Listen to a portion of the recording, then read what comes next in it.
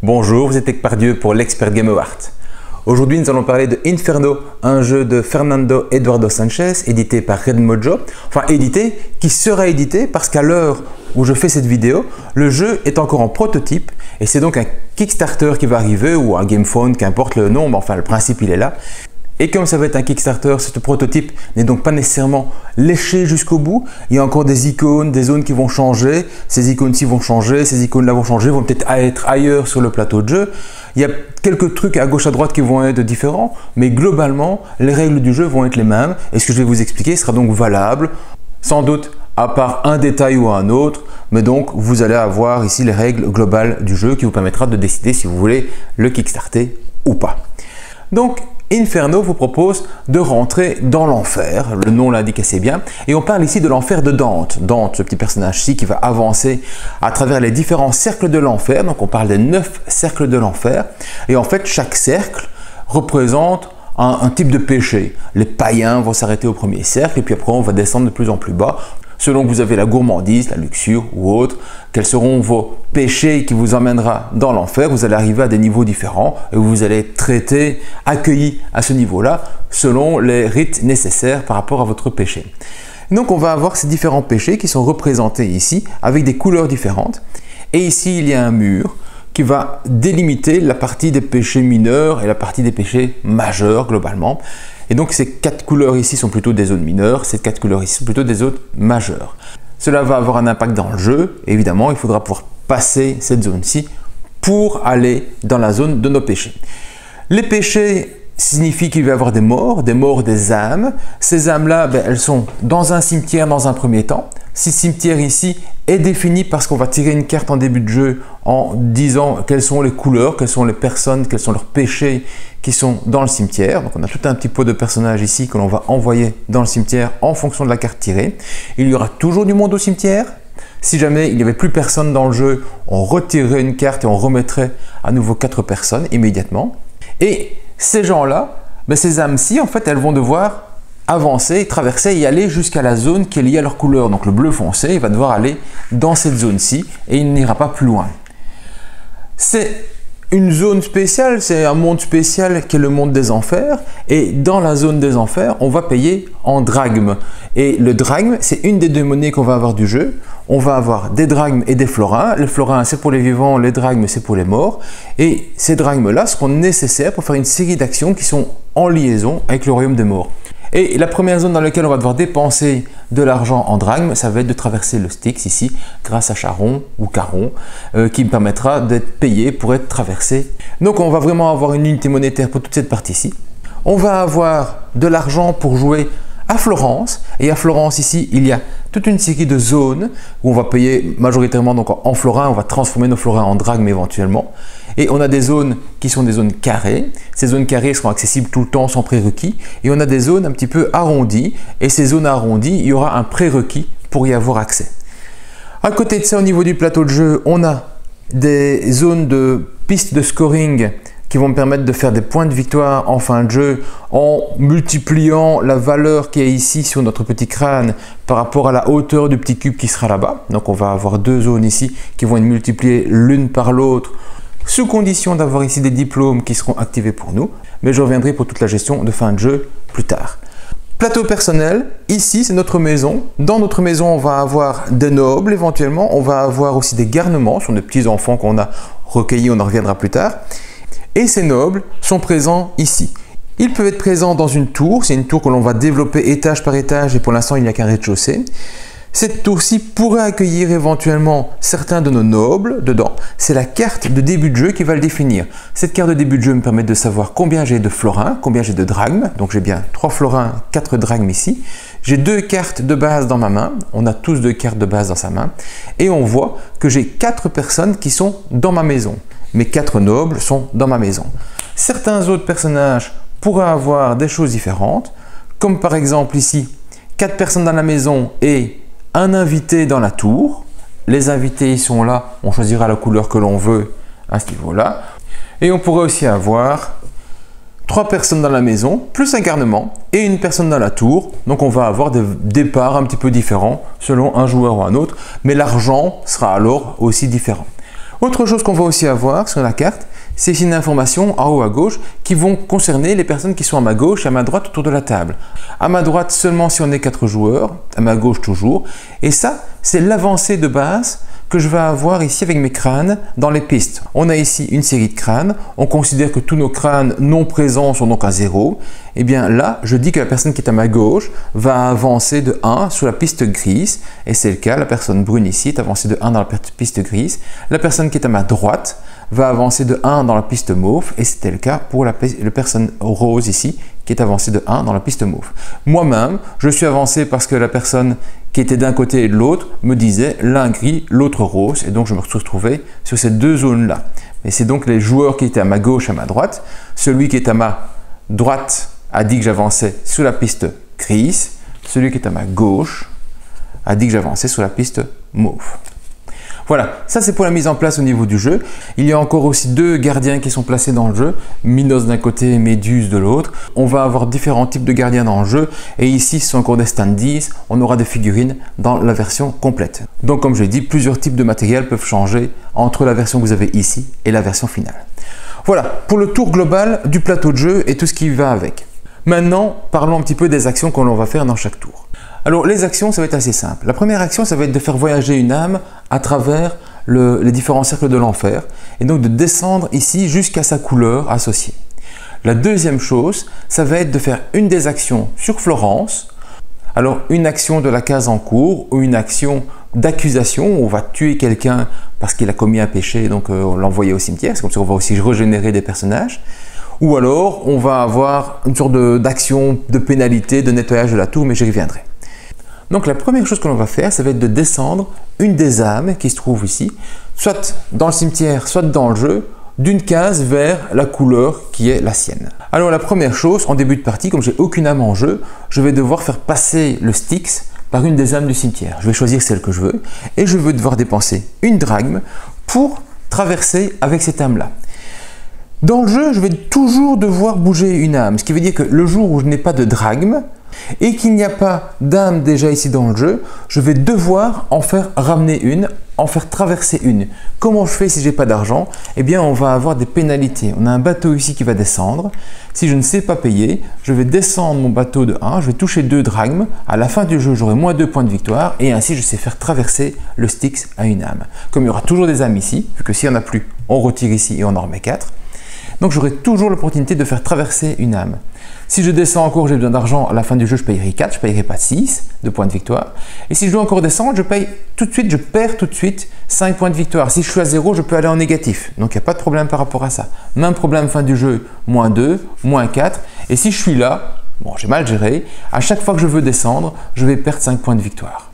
Donc toujours possibilité d'avoir des drachmes au niveau du jeu. Je paye donc ma drachme et je vais faire traverser le Styx par quelqu'un. Il y a un intérêt de regarder un petit peu ces marqueurs ici, dans quelle couleur on est placé. Pour moi, je suis en rose et je suis en gris. Ce qui m'intéresserait plus, c'est donc de faire descendre des âmes qui sont roses ou grises. Pourquoi? Parce qu'il y aura un intérêt pour moi, à la fin du jeu, de compléter un maximum le cercle de l'enfer sur lequel j'ai une certaine gestion. Je n'ai pas de rose ni de gris, je vais donc choisir quelqu'un d'autre selon mon intérêt immédiat ou futur. Imaginons que je prenne un rouge parce qu'il n'y a personne sur le rouge, j'irai peut-être dessus. J'ai payé mon drachme et je vais traverser, je me mets où je veux dans le premier cercle. Où je veux au niveau des capacités de placement. Mais il y a quand même quelque chose à dire, c'est que ce où je veux va être conditionné par l'action que je veux faire après. Si je me mets ici, sur le gouvernail, eh bien ça va avoir un impact parce que je vais devoir jouer mon action de Florence dans la zone gouvernail. Et donc vous avez 4 types de symboles qui sont les 4 symboles ici qui à chaque fois représentent une zone 2 à 2. Alors je vais mettre mon personnage debout parce que c'est peut-être moins visible pour la caméra, mais par contre dans le jeu, un personnage debout est un personnage qui peut encore se déplacer.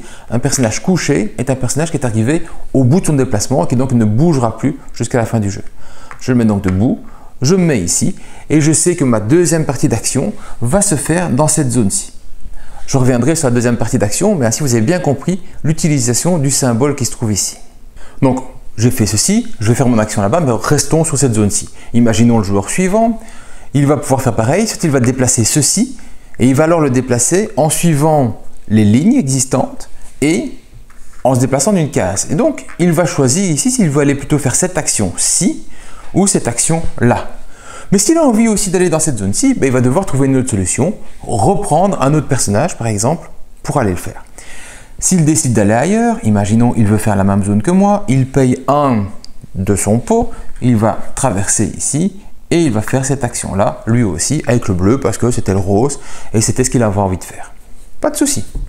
Joueur souvent, même principe. Il peut toujours déplacer celui-ci pour aller faire une des actions ici.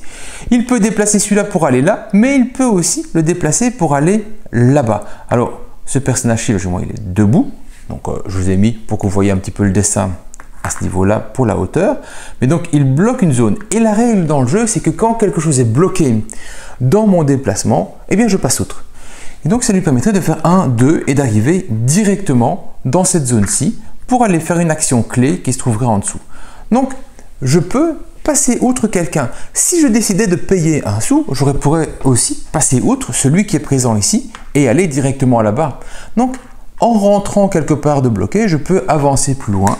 Et si mon intérêt c'est de faire descendre un personnage beaucoup plus loin par rapport à un autre, eh bien, je le ferai. Donc, mon action de déplacement obligatoire, soit je fais traverser une âme, soit je déplace une âme déjà en cours qui n'est pas encore arrivée dans son objectif final, en déplaçant les chaînes qui se trouvent ici. Donc, imaginons que moi j'ai fait ceci, je l'ai fait rentrer, j'ai payé 1, je suis arrivé directement là-bas. L'autre joueur décide de déplacer le rouge, il le fait là-bas, il fait l'action associée, tout ce qui va avec. Et puis après, joueur suivant, c'est moi peut-être, j'arrive ici et je le fais déplacer, je passe outre ça, je reviens ici à nouveau sur le gouvernail, je ferai donc une action gouvernail, mais je suis arrivé dans ma couleur, je suis bien brun pour brun, je vais alors me coucher, je ne peux jamais aller plus loin que ma zone de couleur, donc ça n'ira pas plus loin que ça, et je vais gagner des points de victoire associés à la zone dans laquelle je me trouve. Donc ici, 2 points de victoire, si c'est moi qui l'ai fait, je ferai 2 points de victoire parce que je l'ai couché ici. Donc, je vais avancer là-bas. Les joueurs avancent, ils arrivent ici, et ici, il arrive face à un mur. À partir du moment où j'ai un mur ici, une âme ne peut pas traverser ce mur à moins qu'un joueur, que le joueur qui veut le faire déplacer, ne dispose d'une ouverture dans le mur. Il pourrait y avoir plusieurs joueurs qui aient une ouverture, un passage secret à travers ce mur-là. Ça, c'est possible. À partir de ce moment-ci, le vert qui est en dessous ou le rose pourrait décider de faire déplacer le rouge pour passer à travers cette zone-là, parce qu'ici, ils ont un passage. Ils ne pourraient pas déplacer le rouge ici, parce que là-bas, il n'y a pas de passage. Les autres joueurs, même s'il y a un passage d'un joueur spécifique, ne peuvent pas l'utiliser. Donc, ce sont que les joueurs qui ont placé le passage qui pourraient l'utiliser et donc passer outre. À partir du moment où une âme est passée le mur, tous les joueurs peuvent à nouveau le déplacer. Donc, si vert ou rose l'a fait traverser ici, un autre joueur, quel qu'il soit, vert, rose ou les autres, pourrait alors le faire déplacer encore de 1 et arriver dans la zone rouge et alors marquer les 4 points de victoire, mettons que ce soit le brun, qui sont liés à cette zone-ci. Voilà, donc les déplacements, c'est super simple. Je suis obligé d'en faire un. Je me déplace en suivant les chaînes, ce qui veut dire aussi que quand je suis sur le bord, je ne sais plus jamais revenir sur le côté. Je ne peux descendre que par ici. Je ne sais pas non plus remonter avec les chaînes. Et je ne peux traverser le mur que si j'ai un passage qui me permette, moi, de faire traverser une âme à travers ce passage-là dans le mur. Quand j'arrive dans ma zone de couleur, je le couche, je gagne les points de victoire associés. Voilà. C'est pas plus compliqué que ça, le déplacement ici, mais c'est super intéressant. Et donc, comme je vous l'ai dit, si le dernier joueur paye 1 et fait passer le personnage bleu par ici, alors systématiquement, il n'y a plus rien là-bas. On va prendre la carte suivante. On révèle que c'est vert, brun, jaune et gris. Et donc, je vais prendre gris, jaune, brun et vert qui me manque. Et je vais aller les placer ici en attente de traverser. Donc, il y a toujours du monde au niveau du cimetière. On peut donc toujours ramener quelqu'un ici. Il se pourrait dans le jeu qu'un personnage ne sache plus avancer. Imaginons, je me retrouve comme ceci. J'ai donc bloqué la zone ici avec un brun qui est déjà descendu. Puis un joueur prend le brun, le fait descendre ici. Puis après, il va avancer là, il va avancer là. Et là-bas, ben, en fait, il ne sait pas avancer plus loin. Eh bien, il ne pourra pas avancer plus loin. Il ne peut pas glisser pour aller ailleurs. Il va donc rester bloqué ici parce que la case n'est pas libre Bon, certains pouvoirs parfois permettent de déplacer un personnage d'une zone à une autre ou de déplacer ceci, mais globalement ça va être ainsi majoritairement pendant tout le temps. Et donc il va rester bloqué ici, ce qui veut dire qu'il bloque aussi une case pour le vert, qui ne pourra pas s'arrêter ici, et qu'à la fin du jeu, c'est bien une case de bloqué quand on comptera toutes les cases qui sont bloquées pour les calculs de points de victoire. J'y reviendrai, mais donc important, il est possible que quelqu'un soit bloqué juste en face de sa couleur, parce qu'il ne sait pas y avoir accès. Idem ici, il n'y a que 3 zones bleues cyan et il se pourrait qu'il y ait 4 ou plus personnages bleus ainsi, il n'arriverait alors jamais jusqu'au bout, il serait bloqué potentiellement ici, voire au-dessus, ça dépend dans la zone où on est. Donc quand on est sous les zones extérieures, parfois ça fait une sorte d'embouteillage parce qu'on ne sait plus avancer. Par contre, un autre joueur ne serait pas bloqué. Si le bleu était par ici, il avancerait de 1, puis après il ferait tac tac tac, il arriverait directement là-bas, vu que ça, toutes les cases qui sont bloquées par quelqu'un, on les passe outre dans les déplacements. Il arriverait ici, il serait couché, la personne qui l'a fait, admettons le blanc, a fait 3 points de victoire et il est très content. Voilà, donc le principe des âmes est super simple, mais vraiment super intéressant dans la finesse qu'on va pouvoir faire pour ces chemins-là que l'on voit clairement où ils mènent pour aller vers un passage ou un autre. Donc, première action super simple, systématique des gens, c'est faire déplacer une âme. Et comme je vous l'ai dit, cette âme qui va être déplacée, mon premier exemple par exemple ici, définit que je vais aller faire une action dans cette zone-là. Dans cette zone-là, j'ai donc le choix entre 2 actions. Les 2 types d'actions qui sont liées à la zone, c'est une action pour accuser quelqu'un, donc tuer quelqu'un d'une certaine couleur qui va aller dans le cimetière, ou faire l'action de la carte. On va commencer par l'action la plus simple, qui est faire l'action de la carte, et on va voir toutes les cartes disponibles sur le jeu. Comme je vous l'ai dit, les 4 cartes carrées ici sont des actions libres, il n'y a pas de contraintes, ni de placement, ni d'accusation. Les cartes qui sont à l'extérieur avec un arrondi, elles ont des conditions de placement indiquées en haut à gauche et des conditions d'accusation indiquées en haut à droite. Pas très compliqué, mais rappelez-le. Commençons donc par tout ceci, accessible à tout le monde. J'ai activé la zone gouvernail, je peux donc aller dans ma zone gouvernail. Je décide d'aller ici, je vais avoir besoin d'une personne libre de ma maison qui va aller à Florence dans ce quartier-là. Et ce quartier-là, c'est quoi? Eh bien, vous voyez quelques jambes qui dépassent d'une botte de foin. En fait, c'est une zone où on va faire des galipettes, c'est la luxure, et c'est là-bas qu'on va récupérer des garnements. En faisant cette action-ci, je vais gagner un garnement, un petit bonhomme qui va arriver chez moi. Après, on accueille l'enfant de quelqu'un d'autre, ou on reconnaît un enfant qui est à soi, c'est pas très grave, et il n'y a pas de limite. Les enfants pourraient très bien aller ici aussi pour aller faire l'action. Ne me demandez pas si c'est politiquement correct, mais en tout cas, c'est une possibilité. Donc, il n'y a pas de limite, je vais là-bas, je récupère un garnement. Déjà une remarque par rapport au placement, un joueur peut déjà y être, un autre peut y aller aussi. Je peux y être dans une action future, je décide d'y retourner, je peux y aller aussi. Donc il n'y a pas de limite de nombre de personnages que je peux avoir sur une des tuiles d'action de zone de Florence. Simplement, je fais l'action. Super simple. Alors ici, je vais gagner 2 sous plus 1 sou par invité. Les invités, ils sont ici, il y a 4 couleurs d'invités, j'en ai encore ici en stock, c'est juste pour ne pas surcharger la tuile pour vous. Et donc je vais choisir la couleur que je veux. Et donc il va y avoir des invités que je vais pouvoir avoir dans mon jeu, dans mes tours. Donc, un invité pourrait très bien être dans une de mes tours, sur une des cases disponibles de ma tour. Pour l'instant, j'ai qu'un rez-de-chaussée, donc j'ai pas grand chose comme choix. Et bien ça, donc j'ai 2 florins, plus 1 florin par invité dans ma tour, maximum 4, vu que je peux qu'avoir qu'un invité de chaque couleur. Et donc dans une configuration comme ceci, j'aurai donc 3 florins en faisant cette action-ci avec un personnage. Justement, comment améliorer la tour? Eh bien, ça se passe ici. Je vais simplement rajouter un étage. Je prends l'étage suivant et je le mets disponible ici. Ça augmente les possibilités de ma tour. Alors, ici, c'est un petit peu spécial et au début du jeu, on ne le fera logiquement pas. Ça va me permettre de récupérer 2 personnages qui seraient dans ma tour, à moi, galopin ou noble, parce que dans le cours du jeu, on va finir par mettre nos nobles et nos galopins aussi dans la tour. Et comme on en a besoin pour aller faire les actions, on va être très embêté si on n'en a pas. Et bien ceci va me permettre de récupérer 2 personnages de ma tour et de réorganiser ma tour. Je peux mettre ce bonhomme là-bas au-dessus ou le mettre en dessous. Donc je vais pouvoir les déplacer et je vais déplacer aussi bien des bonhommes comme ceci, des invités, aussi bien des nobles ou des galopins que j'aurai, ou aussi bien des ressources, parce que les ressources vont aussi être stockées dans ma tour pour une raison ou pour une autre. Donc je vais pouvoir réorganiser ma tour au niveau des personnes qui sont dedans.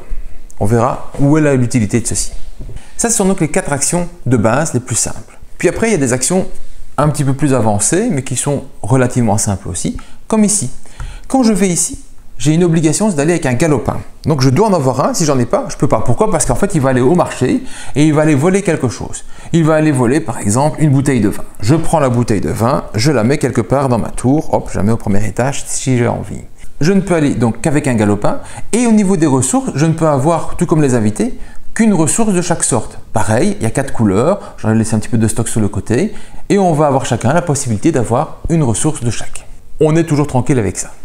Ici au-dessus, pour aller chercher un invité, je vais devoir payer systématiquement un florin. Que j'envoie un garnement ou que j'envoie un personnage noble, c'est pareil. Je vais systématiquement payer un florin pour y aller, donc un florin. N'oubliez pas, je fais ceci parce que j'ai été activé cette zone-là. Donc n'oubliez pas, je vois tout en revue, mais je ne fais pas ça parce que j'ai envie de le faire en tant que tel. C'est bien parce que je fais l'action associée. Je vais donc chercher un des nobles que je n'ai pas encore, donc pas le bleu ici, et je vais pouvoir le récupérer. Admettons que je prenne le rouge. Je vais le placer dans une case libre de ma tour. Je n'ai pas de case libre, je ne peux pas faire l'action, ça ne sert à rien. Je vais alors le placer quelque part. Je le place ici au premier étage et ça dit que je le place dans ma tour et je vais gagner un sou selon l'étage dans lequel il est. Il est au premier étage. Je récupère donc le sou que j'ai payé pour envoyer mon personnage. Ça ne va pas coûter au final trop cher.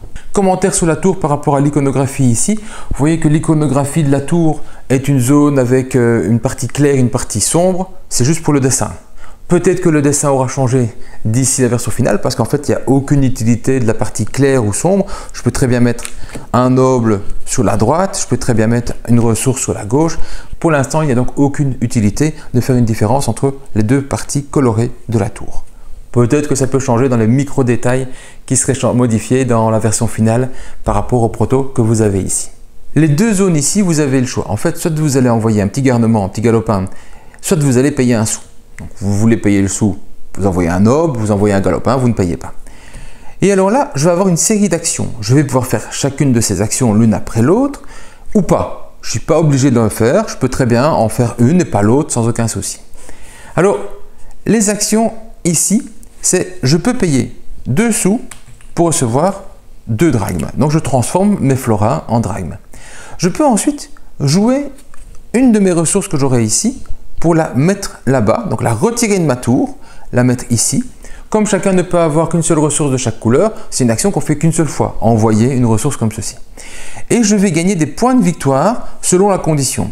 La première, ici, c'est par 2 avancées, donc par 2 avancées de crâne dans cette piste-ci, je fais un point de victoire. Ici, j'ai une avancée, j'ai une deuxième avancée, ça me ferait un point de victoire. J'ai un truc comme ceci, ça me ferait 4 avancées, 1 plus 3, 4 avancées, ça me ferait 2 points de victoire. En dessous, c'est 2 points de victoire par diplôme. Si j'ai un diplôme ainsi, ça me fera 2 points de victoire. On verra comment avoir les diplômes dans le jeu.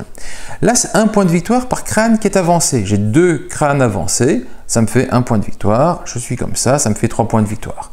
Même si je suis comme ceci, ça me fait toujours 2 points de victoire. Donc, chaque zone dans laquelle j'ai avancé au moins avec un crâne. Et ici, soit je fais 4 points de victoire, soit je prends un demi-diplôme. Avec 2 demi-diplômes, on pourra avoir évidemment un diplôme complet et à la fin du jeu, ça me permettra de placer un marqueur ici en plus.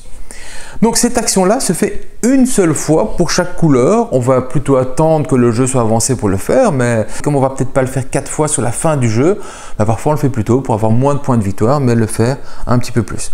Sachez qu'au niveau des cubes, qu'ils soient présents dans votre tour ou ici, c'est pareil. Ça a le même impact pour l'action qui va suivre, qui est ici. Et ici, ça représente les cartes de ma main. Donc j'ai 2 cartes ici en main. Et ces cartes-là, eh bien, je vais pouvoir les jouer en faisant cette action-ci, en payant donc 2 drachmes. Je peux aller jouer une des cartes de ma main. Les cartes, elles ont 2 parties. Une partie gauche, une partie droite. La partie gauche représente une action immédiate, il y a un éclair. La partie droite représente une action de fin de jeu. Et en dessous, vous avez des symboles, des ressources associées. Eh bien, ces ressources, ce sont ces fameux cubes que j'ai ici. Si j'ai dans mon jeu le cube, quand je pose la carte, donc ici par exemple la bouteille de vin, je l'ai dans mon jeu, sur mon plateau, en jouant cette carte-là tout de suite, je ferai l'action immédiate qui se trouve ici, à choisir entre 2 options ici. Si je n'ai pas cette ressource, je vais poser la carte, mais je ne ferai pas l'action. Par contre, à la fin du jeu, si j'ai la ressource, je pourrai faire l'action de fin. Super simple à ce niveau-là. Alors, je peux jouer une carte de ma main. Je peux aussi choisir une carte de la rivière ou piocher la première carte donc à l'aveugle pour la jouer. La différence, c'est que si je joue de ma main, pas de problème, je vais la remplacer par une nouvelle carte de la rivière ou de la pioche. Mais si je vais la chercher ici, je dois payer une drachme pour aller chercher dans la rivière ou dans la pioche. Donc, je vais la jouer de ma main, vu que j'ai déjà une petite bouteille disponible ici, qui me dit que je peux soit faire avancer de 1 un crâne dans la zone rouge, ben, j'en ai pas, ça tombe bien, je décide d'en avancer un. Ou alors, j'aurais pu rajouter un bonhomme dans une des zones qui soit une des zones du haut du plateau. Donc ici, il y a une zone du haut du plateau et gagner les points de victoire associés. Donc, j'aurais pu les choisir. Je sais pas moi, je suis en rose, aller mettre un rose ici directement et clac, marquer 2 points de victoire si je décidais de faire ceci. Je décidais de faire celle-là, j'ai avancé de 1 en rouge, ça me va. La carte, elle est faite, je la glisse ici, je ne montre plus la partie gauche du jeu parce qu'elle est faite, c'était l'action immédiate, et je ne laisse plus que la partie droite pour voir toutes mes actions de fin. Et au fur et à mesure que je mettrai des cartes, eh bien je mettrai systématiquement ainsi, où je recouvrirai une demi-carte par rapport à ceci. J'ai besoin donc d'une épée à la fin, ici j'ai besoin du bleu du tapis à la fin. Je pourrais très bien dire, bah, tiens, je vais prendre ceci, qui a du bleu et une épée. Si j'arrive à avoir ces ressources-là, ben, je valoriserai un petit peu les deux, qu'importe le moment où je mettrai ces cartes-ci. Je le mets dans ma main, je révèle une nouvelle carte. C'est la seule manière qui va faire que la rivière va changer, c'est en prenant une et donc en révélant une nouvelle. Voilà donc pour l'action de jouer une carte. Alors ici, on va avoir le même type de principe. Je paye 3 sous pour avoir 3 drachmes et je peux alors placer une porte quelque part. Donc c'est comme ça, une des manières en tout cas, où je vais aller placer des portes, des chemins dans ma zone de jeu pour avancer, pour aller plus loin quelque part. Ou je fais avancer un des cubes ici. Alors, les cubes là, comme je l'ai dit un petit peu rapidement, ça me permet d'avoir des points de victoire de fin de jeu en multipliant la valeur qui se trouve ici avec la hauteur de mon crâne, pour peu que j'ai un diplôme et pour peu que les cases qui sont associées à cette couleur là soient remplies, donc complétées d'âmes au maximum. On verra ça à la fin, mais plus il y a des cases vides, plus ce marqueur-ci va redescendre à la fin du jeu. Je fais cette action-là, ben je peux avancer un cube comme ceci. Là, je fais les deux, je triche, mais je vous explique. Ici, ça va être de bouger un des gardiens qui se trouve là en payant une drachme. Donc, je paierai une drachme et je vais pouvoir déplacer un des gardiens. Que font ces gardiens-ci? Eh bien, il y a plusieurs gardiens différents. Donc, au début du jeu, on va piocher dans des gardiens, on va voir un petit peu ce qu'il y a.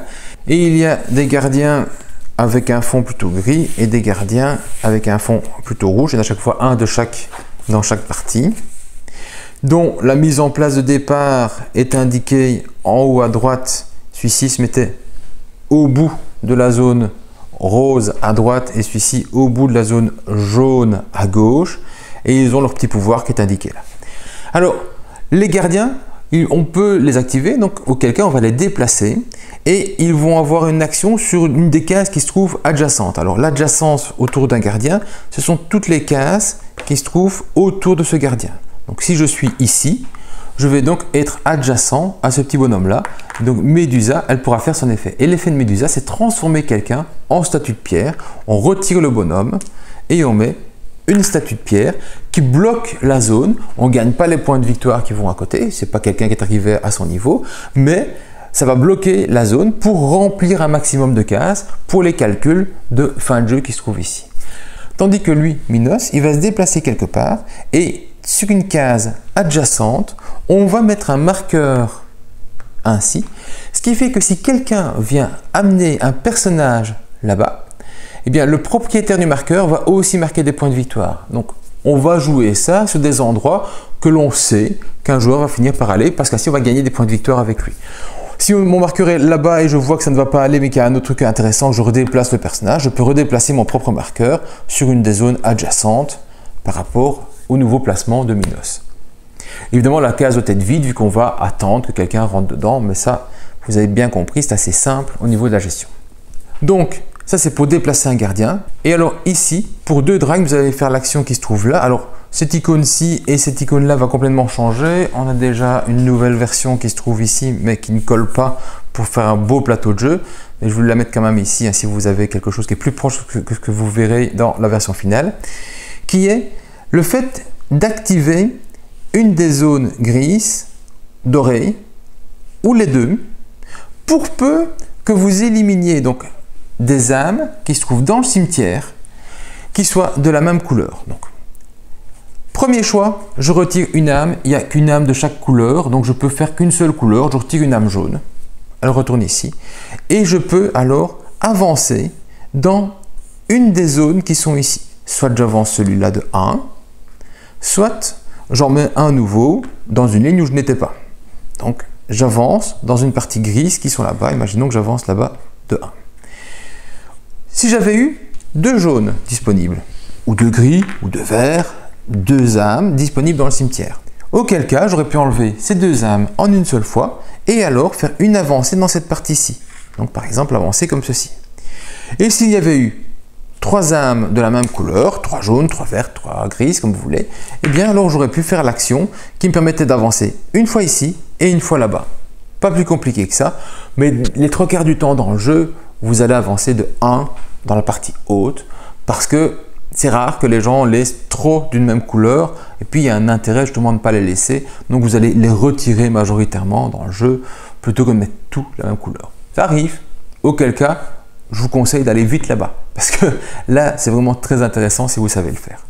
Donc voilà, j'ai expliqué toutes les tuiles qui étaient ici, et donc quand je vais ici, que j'active une zone par rapport à mon personnage, je vais donc placer un de mes bonhommes d'ici vers là, donc un bonhomme disponible de mon plateau de jeu ici, qui va aller sur une des cases ici, en payant, en respectant la contrainte, et en faisant l'action tout ou partiel.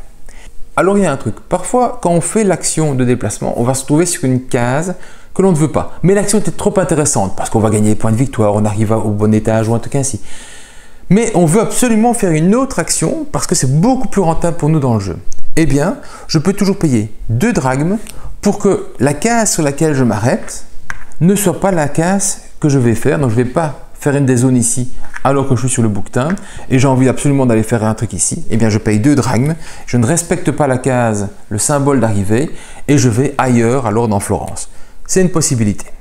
Donc une première action, c'est d'envoyer un personnage. L'autre possibilité, ça va être d'accuser quelqu'un. Alors il y a 2 moments où je vais accuser quelqu'un. C'est soit parce que j'ai envie de le faire, c'est vraiment le bon moment, toujours en liaison avec la zone sur laquelle je suis. Si je suis ici, je n'ai pas de personnage dans cette zone-ci, je ne pourrais pas accuser quelqu'un, à moins de payer 2 drachmes. Si je suis ici, j'ai un personnage là-bas, donc je pourrais accuser quelqu'un. Je peux le faire même si j'ai des bonhommes qui restent ici, mais si par contre j'ai plus de personnes comme ça, je suis obligé d'accuser quelqu'un à ma phase d'action. Si je ne sais pas le faire, d'accuser, on verra qu'il y a des conditions dans lesquelles je ne sais pas le faire, et bien alors j'aurai une sorte de pénalité, je vais devoir réarranger, mais on le voit dans un instant. L'accusation, c'est quoi? C'est, dans la zone dans laquelle je suis, je prends un de mes personnages et il va dire « Moi, j'accuse quelqu'un qui est ici de fornicateur. » Eh bien, ce gars-là, on le prend, on le pend, on brûle, on lui fait quelque chose de pas très joyeux. En tout cas, il meurt, il arrive au cimetière. C'est un mauve que j'envoie au cimetière parce que je suis sur la case mauve. Je suis ici, j'enverrai un personnage cyan. Je suis ici, j'enverrai un gris. Donc, je suis ici, j'accuse depuis mon personnage là-bas. Je vais tuer un petit rose qui va aller là-bas. Moi, je fais une accusation et donc je vais faire une série d'actions d'accusation. On va voir tout ça ici. C'est repris dans cette zone-ci qui va être certainement revue et peut-être même déplacée de l'autre côté, mais le principe il est là. La première chose, c'est donc de récupérer le personnage qui accuse, qui va aller ici, dans une des zones sur laquelle je suis. Un étage, une case ou une autre. Ensuite, tous mes autres personnages qui étaient dans le jeu vont tous revenir à la maison pour soutenir l'accusateur. Et donc tout le monde revient. C'est comme ça que je vais récupérer tous mes personnages qui étaient en jeu pour pouvoir les renvoyer après sur le système. Ensuite, je vais tuer la personne. Là, tuer la personne, c'était un mauve, comme j'ai dit, et je vais donc envoyer un petit personnage mauve au cimetière, un fornicateur. Je vais ensuite avancer dans la couleur dans laquelle j'étais. J'étais en rose, je vais donc avancer mon petit crâne de une case vers le rose. Quand j'arrive au bout, je gagne un demi-diplôme. Si j'avance encore, je gagne chaque fois 2 points de victoire. Ensuite, j'ai la petite étoile. La petite étoile, c'est ceci. Je vais gagner le bonus de la ligne, la case, sur laquelle j'ai fait l'accusation. Donc ici, je gagnerai 1 point de victoire et je pourrai déplacer un des gardiens pour aller faire son action. Donc je pourrais le déplacer par exemple ici et paf, je le pétrifie, il ne bouge plus, il retourne là-bas et je bloque la case. Mes actions ici, chaque zone a une action différente. Déplacer le gardien, une drachme, 3 drachmes, mettre 2 portes d'un coup ou 2 points de victoire, activer une fois cette zone-ci, donc récupérer des morts là-bas pour avancer dans une des pistes, du haut, du bas ou des deux. Ici, pouvoir faire avancer une des pistes de 1 et soit une deuxième piste de 1, ça peut être la même, ou alors reculer une autre piste de 1, donc une avancée et au choix une avancée et un retour. Jouer une carte de sa main et ici, pouvoir avancer sur une des pistes de mon choix. Donc tout ça dépend de la couleur de l'accusation. Enfin, je vais avoir Dante qui avancera d'une case et ce sont les avancées de Dante qui vont mettre fin au jeu quand il arrivera ici. Quand il arrivera ici, ça déclenchera la fin de jeu. Les autres joueurs jouent encore une fois. Celui qui a mis fin au jeu ne joue plus. Donc, il avance de 1, le petit Dante, et il avance de case en case. Il y a une spécificité dans les accusations. C'est que, je remets des personnages un petit peu à gauche, à droite, et je remets un personnage ici. J'accusais donc dans la zone ici, bon, mettons que j'ai mis un nouveau personnage, hop, ici, et donc c'est bien la bonne zone. Je veux accuser chez les bleus. Eh bien, pour accuser dans les grandes zones ici, vous avez ici une condition pour accuser, c'est la condition d'avoir un invité de cette couleur. Je ne peux accuser quelqu'un dans le cyan que si j'ai chez moi un invité de cette couleur-là, c'est le cas, et que la case à côté, du même étage en fait, parce qu'il pourrait y avoir des zones, ici par exemple, il y a une zone à 3 cases, donc il pourrait être ici, j'ai 2 cases au même étage, que les zones qui sont associées soient libres. Et donc ici, je peux le faire parce que mon personnage ici va aller sur une des cases associées à l'étage de mon accusation. Et donc en faisant ceci, j'ai ramené mon personnage au même étage, je ramène mes personnages ici qui sont encore disponibles, j'accuse un cyan, il meurt là-bas, je fais ici une avancée dans le bleu clair, dans le cyan, là je n'y étais pas, je fais une action là-bas, je décide d'avancer ici, je regagne un demi-contrat, je suis pratiquement arrivé au fond et je me retrouve à avancer Dante à ce niveau-là. Donc voilà pour les règles d'accusation, ce qui veut dire que par exemple ici, je n'aurais pas pu, même si j'avais un personnage qui était là, je n'aurais pas pu accuser quelqu'un en rouge parce que je n'ai pas de place pour les placer. Et c'est là-bas que vous comprenez l'utilité de réorganisation ici, déjà de récupérer 2 personnages qui se trouvaient là-bas, voire de réorganiser. C'est comme on a envie de libérer des places du haut, si on veut récupérer un nouveau invité pour le mettre le plus haut possible dans mes étages et donc gagner le plus d'argent possible. Donc la réorganisation et récupérer les personnages. Maintenant vous voyez pourquoi ça va bloquer, parce qu'au fur et à mesure que je vais accuser, je vais me retrouver avec des personnages comme ceci et que peut-être toutes les cases seront libres et j'ai plus qu'un seul personnage pour faire des actions. Il fait une action et il doit accuser et puis après je n'aurai plus rien. Du coup voyons comment débloquer le système quand on a un petit peu trop de trucs pleins à gauche à droite. Alors ce blocage, on peut l'avoir par exemple, même s'il nous reste un personnage, on l'avait envoyé ici et on ne peut pas accuser en jaune parce que j'ai pas d'invité, ou je l'aurais envoyé ici et je ne pouvais pas accuser en rouge parce que j'ai pas de place pour le mettre. Donc il faut faire quelque chose pour libérer un petit peu la histoire. Ce quelque chose, en fait c'est perdre 2 points de victoire et au choix, enlever un invité qui gênait, le ramener là-bas, enlever une ressource que j'aurais eue, qui était encore ici par exemple, qui m'aurait gêné pour avoir une place, la renvoyer dans l'étal de marché. Je ne vais pas enlever une ressource ici parce qu'elle a déjà été activée, donc je ne peux pas la libérer pour refaire les points de victoire. Ou alors, retirer un personnage pour récupérer un bonhomme. Donc je perds 2 points de victoire et je fais une de ces 3 options-là. Grâce à ce bonhomme ici, en faisant la bonne zone, je pourrais aller chercher un nouveau galopin si j'en ai pas encore, ou alors je paierai 2 drachmes parce que je ne sais pas faire le bon symbole ici et je vais pouvoir alors aller où je veux pour me libérer. Peut-être aller ici pour libérer 2 personnages et donc réorganiser un petit peu mon espace comme je veux. Voilà, donc ça c'est l'action du pauvre, c'est quand vraiment vous vous êtes fait avoir, vous n'avez pas fait attention et qu'en fait vous êtes bloqué et vous allez devoir faire cette petite action un petit peu pourrie. Là, il n'y a pas besoin d'avoir un symbole spécifique vu que je vais juste perdre mon tour pour perdre 2 points de victoire et récupérer une place dans mon jeu, mais on va essayer de jamais le faire dans une partie. Voilà donc pour toutes les actions du plateau de jeu, l'action d'accusation et l'action de récupération de mes petits symboles. Reste plus qu'à voir un petit peu l'avancée de Dante et les calculs de fin de jeu. L'avancée de Dante, donc il va avancer ici. Quand il va arriver là-bas où j'ai un petit diplôme, il y en a un par couleur, donc je vais aller ici, puis là-bas, puis ici, puis là-bas, donc je vais descendre ainsi un petit peu en quinconce.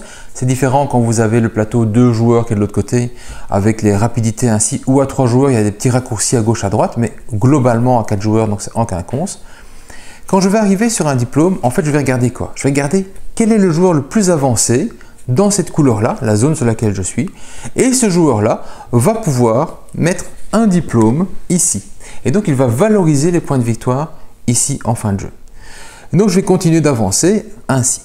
Et si j'avais une égalité, quand j'arrive ici, par exemple, quand je serais comme ceci, et que le mauve et le blanc soient ensemble, que moi je suis descendu, je suis arrivé dans cette zone-ci pour valoriser l'avancée, eh bien, les deux joueurs mettraient alors un diplôme dans cette zone-là. Donc, en cas d'égalité, tous les joueurs présents au même niveau mettraient le diplôme. Donc, c'est seulement celui qui est le plus haut. Si un vert était là-bas, ils sont bien à l'égalité, mais c'est vert qui est le plus haut, c'est vert qui aurait le diplôme. Donc, je suis ici, j'ai fait le diplôme. Quand j'avance encore, quand quelqu'un fait une nouvelle accusation, il va arriver ici. Je peux donc déplacer un gardien, faire l'effet du gardien et placer un des deux païens dans le cimetière. Les païens, donc, ce sont ceux qui s'arrêtent dans cette première zone-ci. Il y en a un qu'on va placer là et un qu'on va placer ici. Et dès qu'on va les activer, faire traverser le Styx, ils arrivent, ils marquent les points de victoire, mais surtout, ils bloquent une case qui fait qu'on va passer systématiquement outre. Et c'est un symbole de base qu'on n'a plus. Parce que la première zone, le premier cercle de l'enfer, ce qui est bien, c'est qu'il y a tous les symboles plusieurs fois. Et le fait de les bloquer, c'est que parfois, quand on veut faire un symbole spécifique, il faut aller le chercher plus bas, s'il est encore là, ou payer 2 drachmes pour faire le symbole que l'on veut. Donc, les païens, c'est très fin au niveau du jeu quand on arrive à bloquer des symboles en disant « Ok, toi, tu es intéressé par ça, tu ne le feras plus. » Ou en tout cas, tu paieras pour le faire ou ce sera beaucoup plus compliqué. Là-bas, je valide donc la zone verte. Ici, je peux jouer une carte, c'est le même symbole que là-bas, juste que je ne paye pas 2 drachmes pour la jouer. Je valide la zone brune. Je joue une carte, la bleue, je bats un païen, je déplace un gardien. La même chose, on a vu tout. Et on arrive ici. Le joueur qui fait ça va faire 2 points de victoire. Les autres joueurs jouent encore une fois. Et c'est la fin du jeu. Fin du jeu, on va donc avoir une série d'actions de fin de jeu qui sont reprises ici dans l'aide de jeu, où on va faire plein de vérifications, de manipulations. Alors là, j'ai pas un plateau qui ressemble vraiment à un plateau de fin de jeu. Je devrais avoir plein de cases de bloquées et tout ce qui va avec, mais on fera un exemple sur une zone limitée. Alors, la première chose à faire, ça va être de faire tous les effets de fin de jeu des cartes, et pour peu que vous avez le symbole qui se trouve ici associé. Donc si j'avais eu le cube quelque part dans mon plateau, ici ou là-bas, j'aurais pu valoriser la valeur ici. Là, c'était 1 point de victoire par avancée dans le bleu clair, ou j'aurais pu placer des personnages bruns, des bruns ici, sur les symboles qui sont là-bas. Donc j'aurais pu remplir tous les symboles comme ceci, ou comme cela, voilà, avec des personnages bruns. Intéressant si je suis ici, et si je suis ici un petit peu avancé dans le jeu. Donc, ça m'intéresse d'aller le faire si c'est pour moi. Si moi je suis présent et je vais mettre des points de victoire ici. Donc, on va faire les actions de chaque carte en commençant par le joueur qui était le dernier à jouer. Donc, pas celui qui a mis fin au jeu, le dernier qui a fait son coup. Et on va commencer par lui et on va revenir vers le joueur qui a mis fin au jeu. C'est important parce que parfois, 2 joueurs peuvent bloquer ou pas bloquer la même zone. Donc, on va faire ça en donnant un avantage au joueur qui a terminé la partie. Une fois que c'est fait, on va ajuster les marqueurs ici. Et ces marqueurs-ci qu'on a fait avancer, dont le but du jeu, c'est un petit peu de les envoyer le plus loin possible quand on est présent dans la ligne et qu'on a un diplôme, eh bien, on va les réajuster en fonction du nombre de cases vides encore présentes. Ici, on n'a pas joué. 1, 2, 3, 4, 5, 6, 7, 8 cases vides. Il devrait donc reculer de 8 cases. Le maximum, ce sera arrivé à 1. Si je n'ai pas été dans une zone ainsi, ça va reculer au maximum. Ça, un gardien bloque une case, elle n'est pas vide. Ça, c'est un symbole, elle est toujours vide, on voit toujours le symbole qui se trouve en dessous, mais ce n'est pas bloquant. Les marqueurs ainsi, les statues, bloquent la case, donc on va bien les comptabiliser. 1, 2, 3, 4, 5, 6, il faudra encore le déplacer de 6. On va lui mettre un petit peu de bonhomme. Admettons qu'on a eu quelque chose qui a permis d'avancer. Alors comme j'ai dit, ça peut être un bonhomme qui serait bloqué parce qu'il ne peut pas aller plus bas. Par exemple comme ceci, s'il n'y a pas de porte là-bas, le bonhomme jaune là-bas est bloqué parce qu'il ne peut pas passer le mur, parce qu'il n'y a rien eu qui lui a permis de passer le mur, et donc je vais le bloquer ici. Il va donc comptabiliser comme une case bloquée pour le vert, et ici il n'y aurait donc que 2 en vert, le vert descendrait de 2. Le brun, pareil, il descend de 2, et puis après on fait ça pour chacun, donc chacun va avoir son ajustement. Quand c'est fait, on va voir un petit peu quelles sont les personnes qui ont des demi-diplômes. Celui qui a 2 demi-diplômes, d'une manière ou d'une autre, va les valoriser en remettant un marqueur quelque part. Admettons que je vais ici pour mon petit calcul. Donc, je mets mon diplôme là-bas où j'en ai pas encore en valorisant mes demi-diplômes. Ensuite, on va faire le scoring pour chaque diplôme. Pour chaque zone, si j'ai un diplôme et que j'ai un crâne, je vais donc multiplier la valeur d'ici de la valeur là-bas, donc 4 fois 1, 4 points de victoire ici pour le vert, qui marquerait donc 4 points de victoire. Ici, je n'ai pas de diplôme, personne n'a de diplôme, personne n'a fait de point de victoire.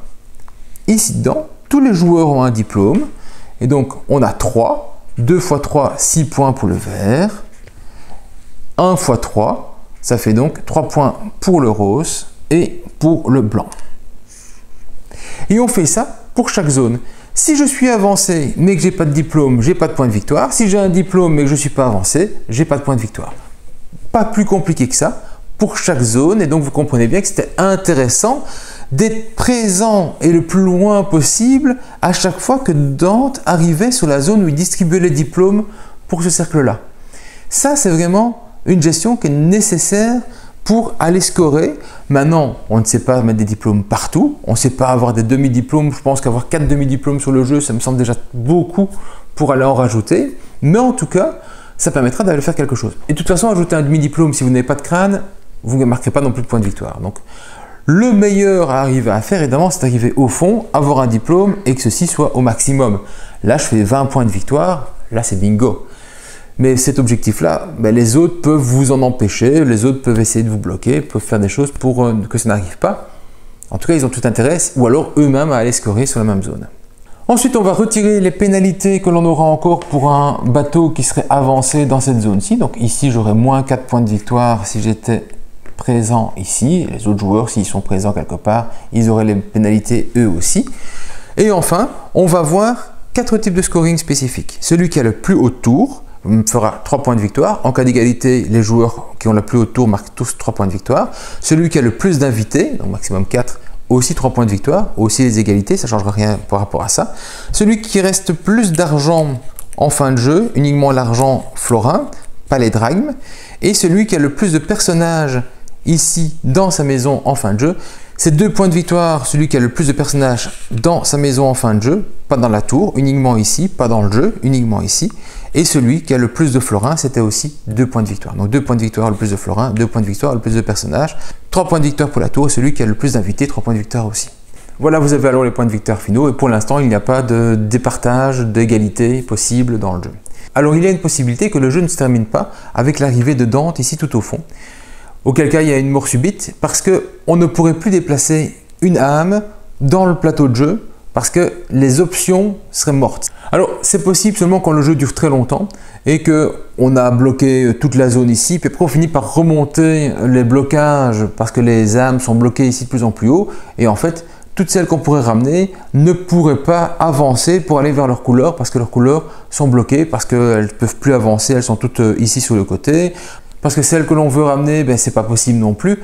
Alors c'est assez rare vu qu'il faut jouer très longtemps. On l'a presque rencontré dans une partie.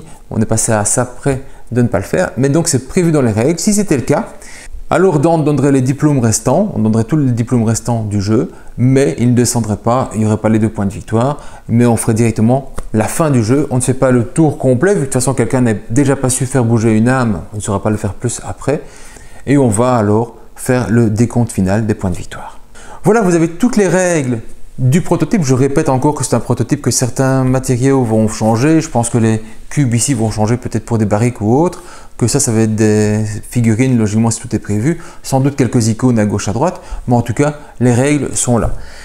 Alors le jeu change beaucoup entre 3 et 4 joueurs, on va faire beaucoup plus d'actions, on va jouer beaucoup plus longtemps au niveau du timing par exemple à 3 joueurs parce qu'on va faire plus de manches en fait. Si on considère qu'à chaque fois qu'on fait une accusation, on fait une manche, vu que c'est ça qui va faire descendre Dante, on va faire beaucoup plus d'actions, beaucoup plus de manches à 3 joueurs parce que oui, Dante va commencer ici, il va y avoir un raccourci entre 2 zones là-bas, mais on va retirer seulement 2 passages et donc on va passer de 19 manches à 17 manches sur l'ensemble des joueurs, ce qui n'est donc pas super énorme et donc chaque joueur va faire beaucoup plus d'actions potentiellement, ce qui veut dire beaucoup plus remplir le plateau ici avant la fin du jeu. Il y a une certaine course qui est faite sur les avancées dans les crânes et on va essayer de mettre des crânes dans les premières zones tant que Dante n'est pas encore passé pour essayer d'avoir un diplôme et avoir donc des points de victoire de fin de jeu. Donc il y a une certaine course pour les avancées et la présence pour les diplômes parce que comme je l'ai dit, faire des demi-diplômes, c'est pas une chose très facile et en fait on a plus de facilité à récolter ici les points de victoire parce qu'on est présent. On sera peut-être présent 1 sur 2 ou un truc ainsi. Mais en tout cas, comme les joueurs vont faire descendre assez rapidement Dante, chacun fait une action d'accusation, on est déjà à la première zone. Chacun fait à nouveau une action d'accusation, 1, 2, 3, 4. On a encore fait 2 zones qui sont encore scorées au niveau des diplômes. Donc, ça va assez vite et on sent la pression et la course beaucoup plus à 4 joueurs qu'à 3 joueurs. Donc, ce jeu-là varie un petit peu dans les sensations selon le nombre de joueurs. Par contre, comme on est tout le temps dans la réflexion et dans la recherche du bon coup, vu que le bon coup, c'est arriver à faire une action qui m'intéresse, mais en plus me rapporte des points de victoire. Le mauve qui est ici m'intéresse pour aller faire une de ces 2 actions-ci si je sais les valoriser pour faire quelque chose d'utile pour moi. Pourquoi? Parce que je ferai les points de victoire, 2 points de victoire, potentiellement 2 points de victoire supplémentaires si je le fais descendre sur ma zone à moi, vu que j'avais mis un marqueur ainsi. Et donc, je ferai alors 4 points de victoire avec un petit rose. Si je sais faire quelque chose avec le bouquetin, je vais le faire. Et donc, regardez toujours où est-ce que ça se place. Quand un joueur place une porte ici, d'un coup, le jaune a une porte pour sortir et pourra aller faire 4 points de victoire. Mais peut-être que jaune, ça intéresse plutôt le blanc plutôt que le rose ou le vert. Et donc, l'intérêt du placement, de remplir les cases par rapport aux points de victoire immédiats et les points de victoire finaux, c'est super intéressant dans le jeu. Cette réflexion, je vais sur ce symbole-là pour aller faire telle action dans telle zone, c'est vraiment très très bien. À chaque partie, ça, on tire au sort et donc on va avoir des déplacements qui vont se faire entre les placements de chaque zone et on ne pourra pas dire que c'est tout le temps cette zone-là qui est la plus intéressante pour faire telle ou telle action. Idem avec ces cartes-ci, elles vont être changées à chaque fois. L'utilisation des cartes de bonus, c'est toujours super intéressant. Et donc, ce qui fait que le jeu est très intéressant dans sa manière de fonctionner et dans les réflexions et l'action qu'on va avoir. On a 50% du temps ressenti par rapport au temps de jeu total. Donc si vous avez une partie qui dure 2h30, vous avez l'impression d'avoir joué 1h15 à peu de choses près, tellement vous êtes assez vite dedans. Petit bémol peut-être sur le début de partie, où en fait il y a une série d'actions qui ne sont pas intéressantes du tout. On va souvent aller faire des galopins, on va souvent faire une petite tour. Réorganiser en début de partie, ça n'a peu d'utilité. On n'a pas de galopin au premier coup, donc on ne sait pas aller là-bas. Pour le reste, souvent, c'est trop tôt. Et les premières actions, là, éventuellement là, parfois on voit par ici, mais c'est plus rare, sont un petit peu tout le temps les mêmes au démarrage, mais une fois que c'est démarré, là vous allez avoir vraiment une grande différence. On a vu des parties où les gens étaient jusqu'ici avec leur bateau, on a vu des parties où celui qui était le plus loin, il était avancé de 1, 4 joueurs, 3 joueurs, pas la même partie. Donc c'est vraiment la grande différence et je n'ai pas encore de référent par rapport aux 2 joueurs. Voilà. Donc Inferno, bientôt ici en Kickstarter, très bientôt en Kickstarter quand cette vidéo est tournée. Et j'espère que si vous en faites l'acquisition ou si vous hésitez, cette vidéo vous aidera à vous décider ou vos premières parties. En tout cas, nous autres, ça nous a bien plu et je pense que les joueurs sont encore redemandeurs de nouvelles parties. Je suis très curieux de voir l'évolution finale du plateau de jeu. Voilà, si vous avez apprécié la vidéo, n'hésitez pas à mettre un petit pouce bleu, abonnez-vous et pour le reste, c'est à vous de jouer. Bon jeu!